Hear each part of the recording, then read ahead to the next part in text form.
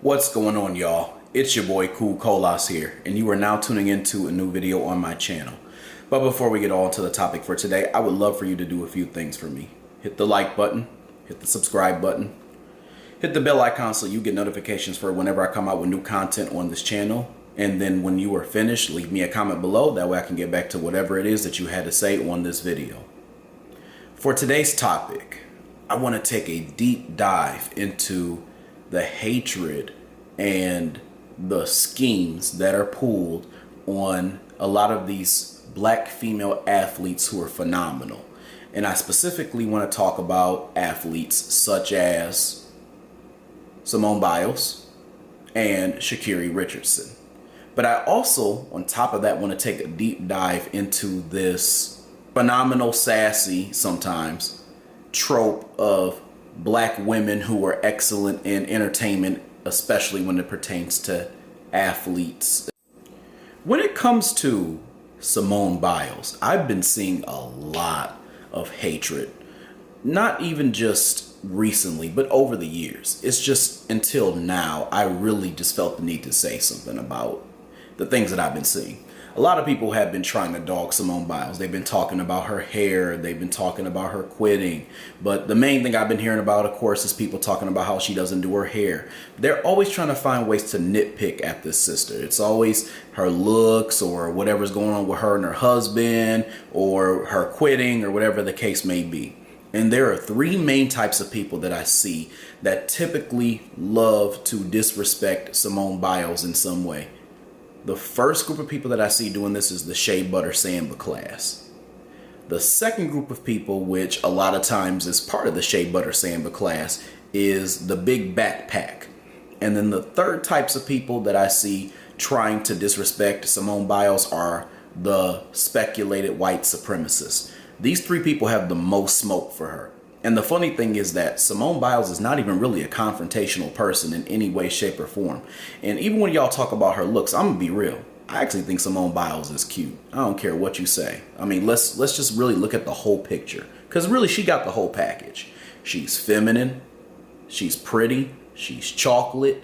And to be honest with you, she's a gymnast, so sometimes she might not do her hair. But I've seen her hair done before and it looks nice. So y'all just really are just trying to find shit because y'all know good and well that sister is phenomenal and you're hating on her. That's just the reality of it, because even when you break down the things that you actually don't like about her and we really look into it, it's not even really a legitimate gripe. Because let's look at her relationship with Jonathan Owens, is what I believe his name is. A lot of people love to criticize that and they love to nitpick at their relationship, but ultimately, and I think the big backpack is really responsible for these criticisms the most.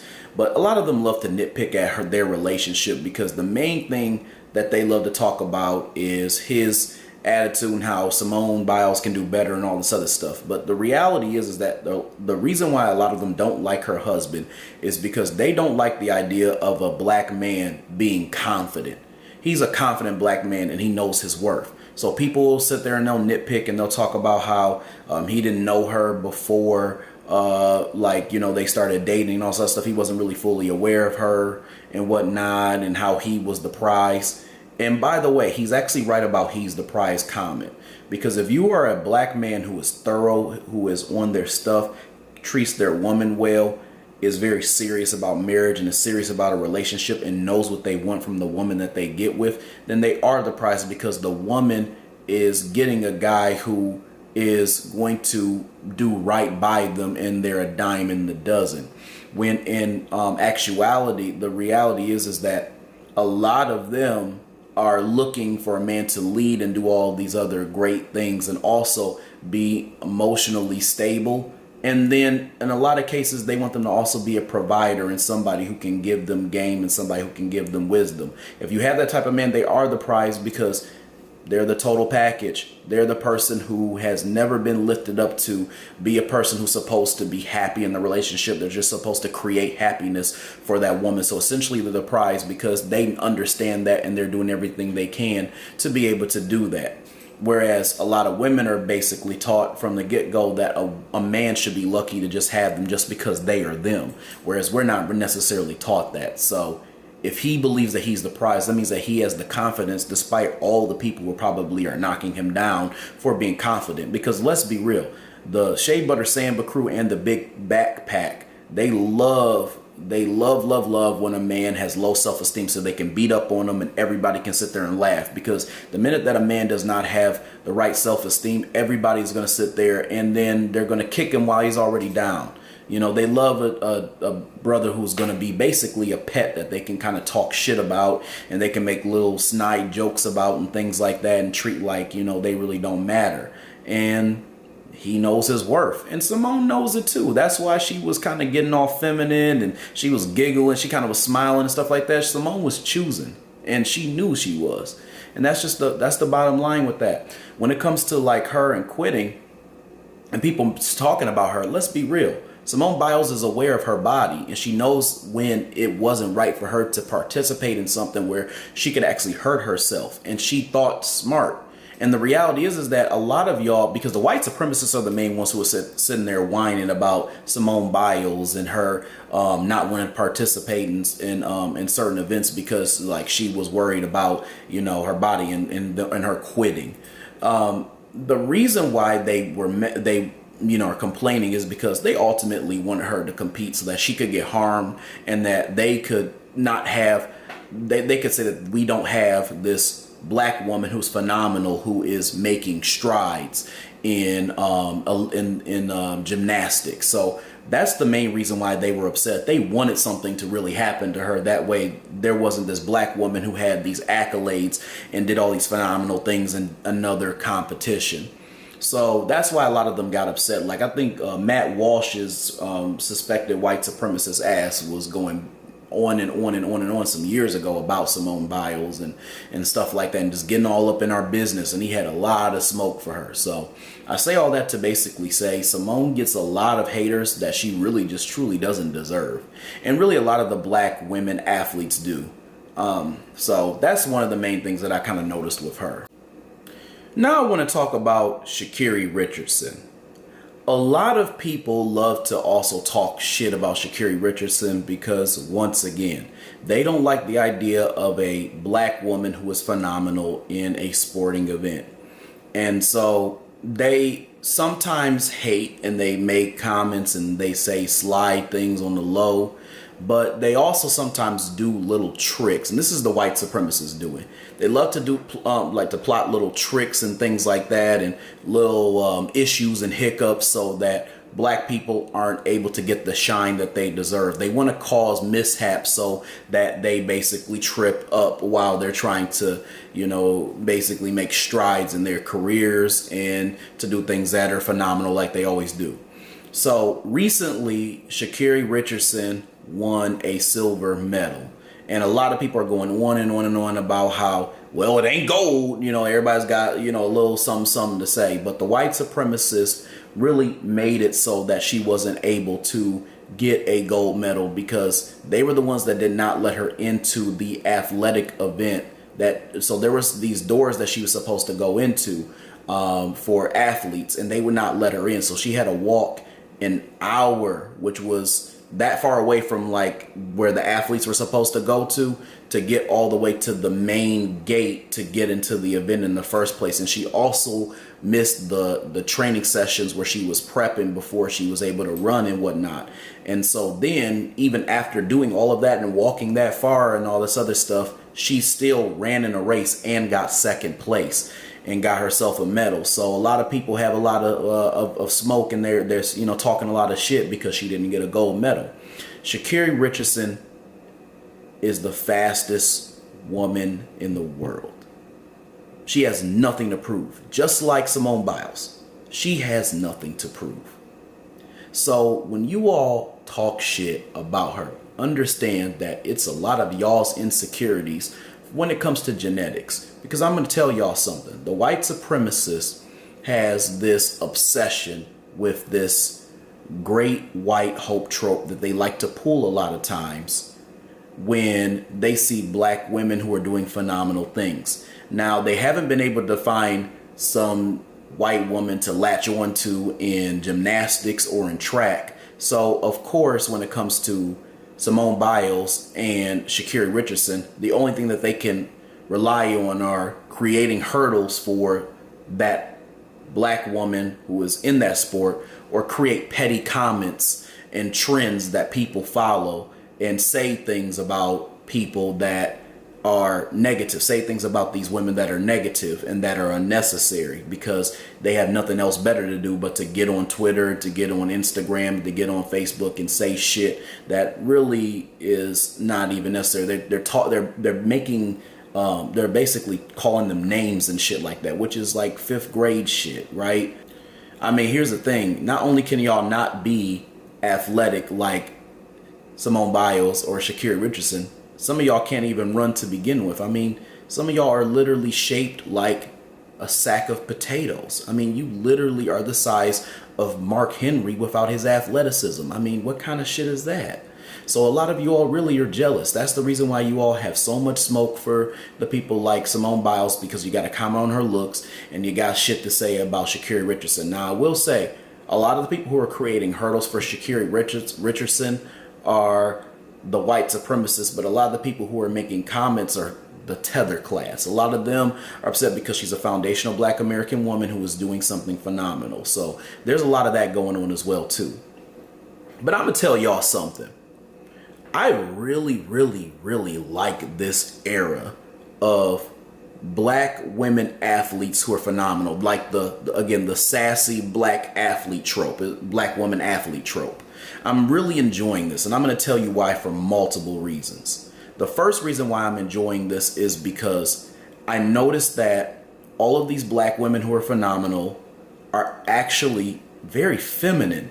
Like, they have mastered the art of being athletic and competitive while still being feminine. I mean, let's really run down a list of phenomenal black female athletes, and they all have a great level of femininity, and they all have done great things. Simone Biles, feminine. Shacarri Richardson, feminine. Angel Reese, feminine. Bianca Belair, feminine. Alicia Baumgartner, feminine. So all of these women who are at these highly competitive sports have still tapped into their femininity. The second reason why I like this era is because they are bringing a bunch of sports back that people really just kind of turned a blind eye to. So yeah, everybody pays attention to the Olympics every time it comes on and whatnot. But I mean, Simone made gymnastics a big deal. Like, you can't even think about gymnastics now and not think about Simone Biles. With track, Shacarri Richardson, you can't even think about track without thinking about her. When it comes to wrestling, Bianca Belair has made so many great feats as a black woman, because black women have been historically treated horribly, just like black men in the WWE. And let's be real, a lot of black wrestlers, the vast majority of them, are far better than the vast majority of the white wrestlers, including the ones that they elevate. I mean, I watch them and they are just athletic phenomenons. I mean, athletic geniuses. I'm just like, it's incredible. So those are just examples of what I mean by people who highlighted sports. Another good one, and this is probably the best one, is Angel Reese in the WNBA. Nobody was really thinking about the WNBA, but they literally made it a thing that people want to concentrate on once again. So that was also great. The other reason why I like this era is because a lot of them have actually been breaking records. Simone Biles has been breaking records. Shacarri Richardson has been breaking records. So now you see a trend of them not only showing how phenomenal they are and bringing these sports back and also maintaining their femininity, but they're also breaking records that are very important to their history. And a lot of these women are foundational black American women who are doing this, like the Shacarri Richardsons and the Angel Reeses and people like that. And even Bianca Belair, FBA women who are all doing very phenomenal things. But one thing that I noticed again, and I brought this up before, when it comes to the dominant society is, although you have a lot of these black women who are doing phenomenal things, what they're also trying to bring back to combat it is this great white hope trope, but almost a feminine version of it. So let me explain what I mean by that. For those of you all who do not know the story of Jack Johnson, this is basically where it all started. You had Jack Johnson, who was this phenomenal boxer back in the day, and they hated this Negro because of the fact that he was getting all types of white women. He was getting all types of white booty, and they did not like it. And they were trying to make laws to get this dude caught up and all types of shit. And so what they did was they had this white boxer who they basically had hyped up and all this other stuff. And they wanted him to basically face Jack Johnson while he was not in his prime. And so then they made a whole big deal about how this white boxer who was in his prime beat Jack Johnson while he was not in his prime. And it goes back to what I said before about how the dominant society loves to basically say that a win is a win no matter what it looks like. It don't matter if, you know, somebody is a white man who is 20 years old and he's a boxer and he's fresh and ready to go, or the black man is basically geriatric and he's like 65 years old and shit, and they're fighting each other. They're going to act like it's even Steven, and they're just happy that a white person bested a black person. But if you really look at books like the ISIS Papers, Frances Cress Welsing breaks down the fact that there is a high level of insecurity genetically when it comes to the dominant society, and how a lot of them show their insecurities by doing certain things to basically show that they genetically are on par or better with black people. Now, Frances Cress Welsing didn't say that last part directly, but what she was inferring was that a lot of times the dominant society will pull little tricks and little schemes and things like that manipulatively to make it seem like there is no difference between being black and being white and being in certain things competitively. So they'll try to even the score by trying to take the best of them and trying to go against the, for lack of better words, the worst of us. Now, with that being said, they like to do this female great white hope trope because that boxer was basically seen as the great white hope. And they do that in each of these different things competitively. They do it in entertainment period, but they especially do it in sports. So let's kind of go through where they've done that. They've done it with Caitlin Clark in the WNBA, despite the fact that she is not as good of a basketball player as Angel Reese. And they've also done it in wrestling with Tiffany Stratton, where she's not as good of a wrestler as Bianca Belair or Naomi or the majority of the black female wrestlers who have been on the roster. And then you have even in entertainment, let's just even go away from sports. Let's just go from things that are just competitive. Look at music. They always try to compare Beyonce to Taylor Swift because you have the Beehive, and then people started saying you also have the Swifties. Like, that's some shit that actually measures up. But let's be real. I can't even name you one Taylor Swift song. She's not as good of a musician as Taylor Swift. She doesn't even, I'm sorry. Taylor Swift is not as talented as Beyonce. And she sure enough does not look nearly as good as Beyonce in any regard, facially, and certainly not in the body with her pancake ass. And here's the thing, I'm not even here trying to dump on Taylor Swift. I'm just trying to make it clear that y'all try to hype up this one white person as somebody you're going to put all your support behind, as if they are this big deal who is as big of a deal, if not bigger, than these black women who are doing all these different phenomenal things, whether it be music or whether it be sports. And a lot of times they're basic as hell. Matter of fact, just about every time, they are overall basic as hell. And some people like to say, well, criticism is part of the sport, as part of the game. You know, Caitlin Clark received criticism too with the WNBA. But hold on, let's talk about that for a second.